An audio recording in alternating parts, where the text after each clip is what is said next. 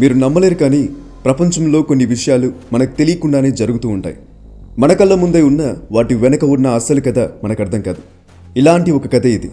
ప్రపంచంలోనే most secret and most powerful agency గురించి ఈరోజు మనం తెలుసుకుందాం. అదే మొసాద్. అసలు ఈ మొసాద్ అంటే ఏంటి? ప్రపంచం మొత్తం దీనికి ఎందుకు భయపడుతుంది? దీని వెనక ఉన్న ఆశ్చర్యకరమైన విషయాలేంటి తెలుసుకుందాం. Let's get started. ఇజ్రాయెల్ దేశం మన కర్ణాటక అంతా కూడా ఉండదు, కానీ ఇప్పుడు చూస్తే ప్రపంచంలోనే మోస్ట్ పవర్ఫుల్ కంట్రీస్లో అదొకటి. ఎకానమీ విషయంలో చూసినా, ఇన్ఫ్రాస్ట్రక్చర్ విషయంలో చూసినా, ఆర్మీ, న్యూక్లియర్ పవర్ విషయంలో చూసినా ఇజ్రాయెల్ మిగతా దేశాలన్నిటికీ గట్టి పోటీ ఇస్తుంది. ఇవన్నీ ఒకవైపు ఉంటే సీక్రెట్ ఏజెన్సీలను నడపడంలో కూడా ఇజ్రాయెల్ వెనకాడదు.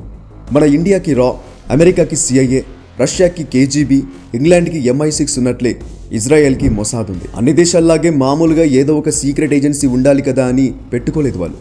మొసాద్ ప్రపంచంలోనే చాలా పవర్ఫుల్ ఏజెన్సీస్లో ఒకటి. సిఐఏ MI6 చేయలేని పనులను కూడా మొసాద్ చేసి చూపించింది. ఇరాన్ న్యూక్లియర్ ప్రోగ్రామ్ను ఒక్క చేత్తో ఆపేసింది. వాళ్ళు చేసే మిషన్లన్నీ రహస్యంగా ఉంటాయి. సక్సెస్ రేట్ కూడా చాలా ఎక్కువ. మొసాద్ ఒకసారి ఒక టార్గెట్ పెట్టుకుందంటే ఆ మిషన్ను ఖచ్చితంగా పూర్తి చేసి తీరుతుంది. వాళ్ళ టార్గెట్ నుండి తప్పించుకోవడం దాదాపు అసాధ్యం. ప్రపంచంలో ఏ మూలకైనా వీళ్ళు చేరుకోగలరు. ఇజ్రాయెల్కి ఏదైనా డేంజర్ ఉందని తెలిస్తే శత్రువు ఎక్కడ దాక్కున్నా లాక్కొచ్చి చంపుతారు. దీనికి మంచి ఉదాహరణ 1960లో వాళ్ళు చేసిన ఒక ఆపరేషన్. 1960 మే 16న సెకండ్ వరల్డ్ వార్ టైంలో యూదులకు వ్యతిరేకంగా నేరాలు చేసిన అడాల్ఫ్ ఇచ్మెన్ను అర్జెంటీనా నుండి తీసుకొచ్చి ఇజ్రాయెల్లోని కోర్టులో హాజరుపరిచారు. ఇంట్రెస్టింగ్ థింగ్ ఏంటంటే ఈ ఆపరేషన్ గురించి అర్జెంటీనా ప్రభుత్వానికి కూడా తెలియదు. మొసాద్ను కిల్లింగ్ మెషిన్ అని కూడా అంటారు. ఎందుకంటే వాళ్ళకు తెలిసిందల్లా ఒకటే, వెతికి పట్టుకోవడం, చంపేసి ఎవరికి తెలియకుండా అక్కడి నుండి వెళ్ళిపోవడం. ముందుగా ఈ మొసాద్ ఎలా ఏర్పడిందో చూద్దాం. 1948లో యూదులందరూ కలిసి ఒక ప్రత్యేక దేశాన్ని ఏర్పాటు చేసుకున్నారు. అదే ఇజ్రాయెల్. కానీ ఇజ్రాయెల్ ఏర్పడి ఒక స్వతంత్ర దేశంగా మారడానికి ఎంత కష్టపడిందో ఆ స్వాతంత్రాన్ని కాపాడుకోవడానికి కూడా అంతే కష్టపడుతూ వచ్చింది. ఎందుకంటే యూదులంటే ఎవరికి పడదు. కాబట్టి ఇజ్రాయెల్ చుట్టూ ఉన్న ముస్లిం దేశాలన్నీ ఇజ్రాయెల్కి శత్రువులుగా మారాయి. చుట్టూ ఉన్న శత్రువుల వల్ల ఇజ్రాయెల్ తన డిఫెన్స్ను, సెక్యూరిటీ సిస్టమ్స్ను చాలా బలంగా నిర్మించుకోవాల్సి వచ్చింది. అలా నిర్మించిన సెక్యూరిటీ సిస్టమే మొసాద్. వీడియో కంటిన్యూ చేసే ముందు నా కంటెంట్ను ఎంతగానో ఇష్టపడుతున్న మీకోసం నా నుండి ఒక అద్భుతమైన ఆపర్చునిటీ అనుకోండి, లేదా గిఫ్టే అనుకోండి. బట్ దీన్ని అస్సలు మిస్ అవ్వకండి. ప్రజెంట్ ఎక్కువ డిమాండ్ అండ్ హైయెస్ట్ ప్యాకేజెస్ ఉన్న కెరీర్ ఆప్షన్ ఏదైనా ఉంది అంటే అది జనరేటివ్ AI అని చెప్పక తప్పదు. AI మన డైలీ లైఫ్లో ఓ భాగంగా మారడం మనం చూస్తూనే ఉన్నాం. కాబట్టి ఈ ఫీల్డ్లో ఎన్నో జాబ్ ఆపర్చునిటీస్ ఉన్నాయి. ఈ ఒక్క కోర్స్ నేర్చుకుంటే మీ ఫ్యూచర్ సెక్యూర్ అయిపోయినట్టే అని చెప్పడంలో ఎటువంటి డౌట్ లేదు. ChatGPT, Gemini దగ్గర నుండి మొన్న వచ్చిన DeepSeek వరకు మీరు చూసుకుంటే AI అనేది ప్రపంచాన్ని ఎలా డామినేట్ చేస్తుందో అర్థం చేసుకోవచ్చు. జనాలు కూడా AI cameras, AI phones, AI technology ఉన్న ఎలక్ట్రానిక్ గ్యాజెట్స్కి ఫాస్ట్గా షిఫ్ట్ అయిపోతూ ఉన్నారు. కాబట్టి ఈ ఫీల్డ్లో కెరీర్ బిల్డ్ చేసుకోవడానికి ఇంతకంటే మంచి టైం మళ్ళీ రాదు. అయితే ఈ కోర్స్ ఎక్కడ తీసుకుంటే బెటర్ అని ఆలోచిస్తున్నారా? దానికి కూడా నా దగ్గర మంచి ఆప్షన్ ఉంది. ఓడిన్ స్కూల్ వారు electronics and ICT academy of IIT గువాహటితో కొలాబరేట్ అయ్యి అందిస్తున్న జనరేటివ్ AI కోర్స్ ఇది. ఈ కోర్సులో జెన్ AI మోడల్స్ను బిల్డ్ చేయడంతో పాటు డిప్లాయ్ చేయడం కూడా నేర్పిస్తారు. ఈ ఫీల్డ్లో డీప్ నాలెడ్జ్ ఉన్న ఇన్స్ట్రక్టర్స్ మీకు ఈ కోర్సును నేర్పిస్తారు. అంతేకాకుండా hands on project based learning ఉంటుంది. 25కు పైగా ప్రాజెక్ట్స్ చేయాల్సి ఉంటుంది. ఇవి చేయడం మూలంగా మీ పోర్ట్ఫోలియో స్ట్రాంగ్ అవుతుంది. అంతేకాదు ఈ కోర్సులో అందించే లైవ్ క్లాసెస్లో మీరు మీ ఇన్స్ట్రక్టర్స్ నుండి రియల్ టైంలో ఫీడ్బ్యాక్ను కూడా పొందుకునే అవకాశం ఉంటుంది. ఇంత పెద్ద కోర్స్ చేసినప్పటికీ మీకు అది జాబ్ విషయంలో హెల్ప్ అవ్వకపోతే ఎలా? అందుకోసమే electronics and ICT academy of IIT Guwahati నుండి మీకు అడ్వాన్స్డ్ సర్టిఫికేట్ కూడా లభిస్తుంది. ఇది మీకు జాబ్ విషయంలో చాలా హెల్ప్ అవుతుంది. అలాగే ఇంత ప్రెస్టీజియస్ ఆర్గనైజేషన్ నుండి అలుమ్ని స్టేటస్ కూడా లభిస్తుంది. వీటన్నిటి వల్ల మీ CV చాలా స్ట్రాంగ్ అవుతుంది. 2 రోజుల పాటు మీరు IIT గువాహటి క్యాంపస్ను విజిట్ కూడా చేయొచ్చు. అంతేకాదు మీరు ఈ కోర్స్ చేయడం వల్ల ఓడిన్ స్కూల్ నుండి dedicated job assistants like resume building, interview preparation, job రెఫరల్లో help and dedicated job application portal కూడా లభిస్తాయి. వీళ్లకు 600కు పైగా హైరింగ్ పార్ట్నర్స్ ఉన్నారు. దీనివల్ల మీకు ఒక లీడింగ్ కంపెనీలో జాబ్ వచ్చే ఛాన్సెస్ ఎక్కువ ఉంటాయి. అండ్ కోర్స్ ఫీజ్ పైన 12,000 వరకు డిస్కౌంట్ ఆఫర్ కూడా నడుస్తుంది. అలాగే ఫీ కట్టుకోవడానికి ఈజీ EMI ఆప్షన్ కూడా అవైలబుల్ ఉంది. నెక్స్ట్ బ్యాచెస్ జూలై 26కి స్టార్ట్ అవబోతున్నాయి. ఇలాంటి మంచి అవకాశాన్ని ఎట్టి పరిస్థితుల్లో మిస్ అవ్వకండి. దీనికి సంబంధించిన లింక్ మీకు కింద డిస్క్రిప్షన్లో అలాగే పిన్డ్ కామెంట్లో పెట్టాను. సో ఇంట్రెస్ట్ ఉన్న వాళ్ళు వెంటనే చెక్ చేయండి. ఏ దేశం తమ జోలికి రాకుండా ఒకవేళ ఎవరైనా తమపై దాడి చేసినా ఎదుర్కొనేలా మొసాద్ను ఇజ్రాయెల్ డెవలప్ చేసింది. ఇజ్రాయెల్ గెలిచిన ప్రతి అరబ్ ఇజ్రాయెల్ యుద్ధంలో మొసాద్ చాలా ముఖ్యమైన పాత్ర పోషించింది. యుద్ధాలు మాత్రమే కాదు, ఇజ్రాయెల్ ప్రభుత్వానికి ఏ కష్టం వచ్చినా మొసాద్ అండగా నిలిచి ఆ కష్టాన్ని పరిష్కరిస్తుంది. అందుకే ఇజ్రాయెల్ ఎలాంటి దేశాన్ని ఢీకొట్టడానికైనా రెడీగా ఉంటుంది.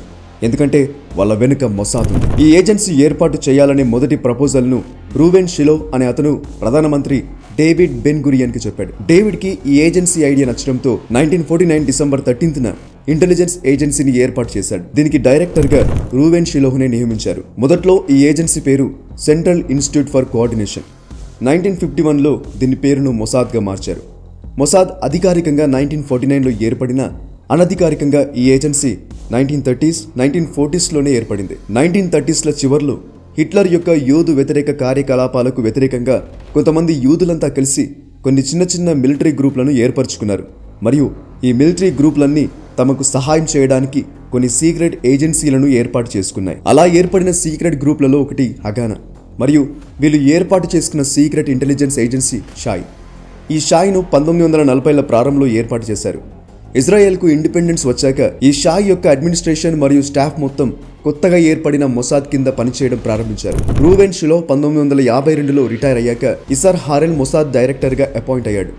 ఎప్పుడైతే హారెల్ మొసాద్ యొక్క కమాండ్ తీసుకున్నాడో మొసాద్ రేంజ్ మారిపోయింది. ఆపరేషన్స్లో మాత్రం ఎక్సలెన్స్ను మెయింటైన్ చేస్తూ ఇజ్రాయెల్ను ప్రొటెక్ట్ చేస్తూ ఉంది. ఇది మొసాద్ హిస్టరీ. ఇప్పుడు ఈ సీక్రెట్ ఏజెన్సీ స్ట్రక్చర్ ఏంటో చూద్దాం.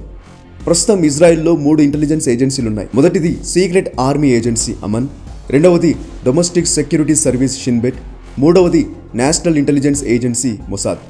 మొసాద్ యొక్క ప్రధాన బాధ్యత తీవ్రవాదాన్ని అరికట్టడం, ఇంటెలిజెన్స్ సమాచారాన్ని సేకరించడం, ఇజ్రాయెల్ శత్రువులను తొలగించడం. మిగతా 2 ఏజెన్సీస్తో పోలిస్తే మొసాద్లో ఉండే ఏజెంట్లకు గవర్నమెంట్ పూర్తి స్వేచ్ఛనిచ్చింది. సింపుల్గా చెప్పాలంటే జేమ్స్ బాండ్కి ఉండే లైసెన్స్ టు కిల్ లాగా.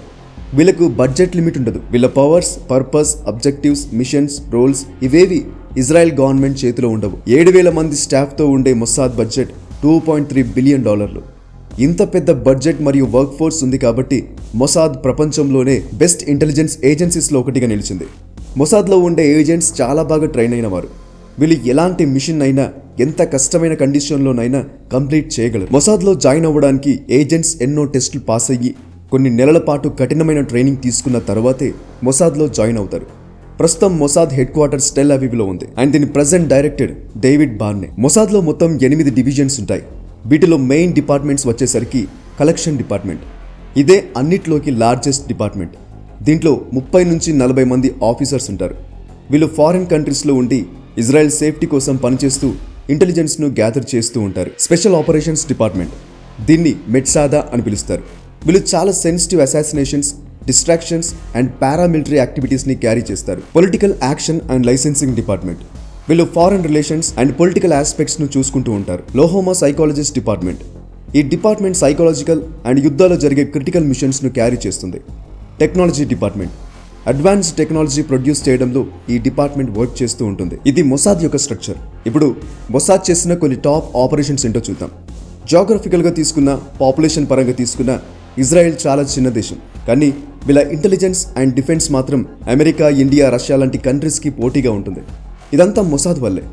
ఏర్పడిన 73 సంవత్సరాల్లో ఈ ఏజెన్సీ దాదాపు 2,700 ఆపరేషన్స్ను కంప్లీట్ చేసింది. ఇజ్రాయెల్ జర్నలిస్ట్ రోనన్ బర్గ్మెన్ చేసిన రీసెర్చ్లో తెలిసింది ఏంటంటే World War II తర్వాత ఎక్కువ మర్డర్స్ చేసిన కంట్రీ ఇజ్రాయెల్ అయినట. రైజ్ అండ్ కిల్ ఫస్ట్ అనే బుక్లో ఇజ్రాయెల్ అండ్ మొసాద్ పనితీరుని రోనన్ బర్గ్మెన్ క్లియర్గా ఎక్స్ప్లెయిన్ చేశాడు. సో మొసాద్ జరిపిన మిషన్స్లో most important and most effective mission operation thunderbolt. 1976 June 16న ఫ్రాన్స్ నుండి ఒక ప్లేన్ గ్రీస్కి బయలుదేరింది. ఈ ప్లేన్లో 94 మంది ఇజ్రాయెల్కు చెందిన సిటిజన్స్ ఉన్నారు. ఈ ప్లేన్ను ఒక టెర్రరిస్ట్ గ్రూప్ హైజాక్ చేసింది. ఆ టెర్రరిస్ట్ గ్రూప్ పేరు popular front of the liberation of Palestine. వీళ్ళు ప్లేన్ను యుగాండా ఎయిర్పోర్ట్లో ల్యాండ్ చేశారు అండ్ అప్పుడున్న యుగాండా డిక్టేటర్ కూడా వీళ్ళకి సపోర్ట్ చేశాడు. ఇజ్రాయెల్ జైల్లో ఉన్న తమ తోటి తీవ్రవాదులను రిలీజ్ చేయాలని వాళ్ళు డిమాండ్ చేశారు. కానీ తీవ్రవాదులతో చర్చలు జరపడం మొసాద్ పాలసీలో లేదు. సో మొసాద్ ఆపరేషన్ థండర్బోల్ట్ను స్టార్ట్ చేసింది. ఈ ఆపరేషన్లో భాగంగా మొసాద్ ఏజెంట్స్ సీక్రెట్గా ప్లేన్ ఉన్న ఎయిర్పోర్ట్ను రైడ్ చేసి జస్ట్ 90 మినిట్స్లో ఆ ప్లేన్లో ఉన్న ప్రతి ఒక్కరిని కాపాడారు. ఈ ఆపరేషన్ సక్సెస్తో మొత్తం ప్రపంచం మొసాద్ను కొనియాడింది. మొసాద్ సత్తా ఏంటో మిగతా దేశాలన్నిటికీ తెలిసింది. మొసాద్ చేసిన ఇంకో ఫేమస్ మిషన్ ఆపరేషన్ డైమండ్. 1960sలో రష్యా యొక్క MiG-21 మిలిటరీ ఎయిర్ క్రాఫ్ట్స్ బాగా ఫేమస్. ఈ మోస్ట్ అడ్వాన్స్డ్ రష్యన్ ఫైటర్ ప్లేన్స్ను దక్కించుకోవడానికి అమెరికా బాగా ట్రై చేసింది. CIA ఎన్నిసార్లు ట్రై చేసినా MiG-21ని సొంతం చేసుకోలేకపోయింది. సో ఈ పనిని మొసాద్కి అప్పగించారు. మొసాద్ కూడా మొదటి 2 అటెంప్ట్స్లో ఫెయిల్ అయింది. కానీ థర్డ్ అటెంప్ట్లో సినిమా రేంజ్లో ప్లాట్ చేసి మిషన్ను సక్సెస్ చేసింది. ఒక అందమైన లేడీ ఏజెంట్ను పంపి ఒక MiG-21 పైలట్తో బాగా క్లోజ్గా మూవ్ అయ్యేలా చేశారు. ఆ తర్వాత లేడీ ఏజెంట్ MiG-21 పైలట్ను బెదిరించి MiG-21 ఫైటర్ ప్లేన్ను ఇజ్రాయెల్లో ల్యాండ్ చేయించింది. Next operation wrath of God. ఇది ఒక రివెంజ్ ఆపరేషన్. 1972 మ్యూనిక్, జర్మనీలో జరుగుతున్న ఒలింపిక్స్లో పార్టిసిపేట్ చేయడానికి వచ్చిన 11 మంది ఇజ్రాయెల్ ఆటగాళ్లను టెర్రరిస్టులు టార్గెట్ చేసి చంపేశారు. ఈ ఇన్సిడెంట్ను మ్యూనిక్ మ్యాసకర్ అంటారు. ఈ టెర్రరిస్ట్ అటాక్ను పాలెస్టైన్ లిబరేషన్ ఆర్గనైజేషన్ ఫతే అనే ఇంకో టెర్రరిస్ట్ గ్రూప్తో కలిసి చేసింది. సో మొసాద్ మ్యూనిక్ మ్యాసకర్కి రివెంజ్గా నెక్స్ట్ 20 ఇయర్స్ పాటు ఈ 2 టెర్రరిస్ట్ గ్రూపులను వేటాడి ఒక్కరిని కూడా వదలకుండా చంపింది. లాస్ట్ అండ్ ఫైనల్గా మొసాద్ చేసిన రీసెంట్ ఆపరేషన్. ఈ ఆపరేషన్ టెర్రరిస్ట్ గ్రూప్ మీద కాదు, ఇరాన్కి చెందిన ఒక న్యూక్లియర్ సైంటిస్ట్ మీద. నవంబర్ 27, 2020న న్యూక్లియర్ సైంటిస్ట్ మోసెన్ ఫక్రిజాదేని టెహరాన్ నడీ రోడ్డు మీద కాల్చి చంపారు. మోసెన్ ఎవరో కాదు, ఈయన్ని father of Iran's nuclear programme అని కూడా పిలుస్తారు. ఈ ఆపరేషన్ లో తమకి ఎలాంటి ఇన్వాల్వ్మెంట్ లేదని ఇజ్రాయెల్ చెప్పినప్పటికీ ఈ ఆపరేషన్ చాలా హైటెక్ వెపనరీతో చాలా ఖచ్చితత్వంతో చేశారు. ఈ ఆపరేషన్ జరిగిన పద్ధతిని చూస్తే ఎవరికైనా ఈజీగా అర్థమవుతుంది ఇది ఖచ్చితంగా మొసాద్ పనే అని. ఇలాంటి ఫేమస్ ఆపరేషన్స్తో పాటు హ్యూమన్ రైట్స్ వయలేషన్ కేసెస్ కూడా మొసాద్ మీద రిజిస్టర్ అయ్యాయి. Physical abuse, unlawful killing, mass strikes ని కూడా మొసాద్ చేసినట్టు చాలా ఆరోపణలున్నాయి. కానీ ఇవేమీ మొసాద్ పట్టించుకోదు. వాళ్ళకి కావాల్సింది ఇజ్రాయెల్ సెక్యూరిటీ. దానికోసం వాళ్ళు ఎంతకైనా తెగిస్తారు, ఎంత పెద్ద దేశానైనా ఎదిరిస్తారు. That is Mossad. So guys, ఇది world's most powerful intelligence agency Mossad full story. Video నచ్చితే లైక్ చేసి షేర్ చేయండి. ఇలాంటి మరెన్నో ఇన్ఫర్మేటివ్ వీడియోస్ కోసం ఇప్పుడే ఈ ఛానల్ను సబ్స్క్రైబ్ చేసుకోండి. నెక్స్ట్ వీడియోలో మరొక ఇంట్రెస్టింగ్ టాపిక్తో మళ్ళీ కలుద్దాం. Thank you for watching.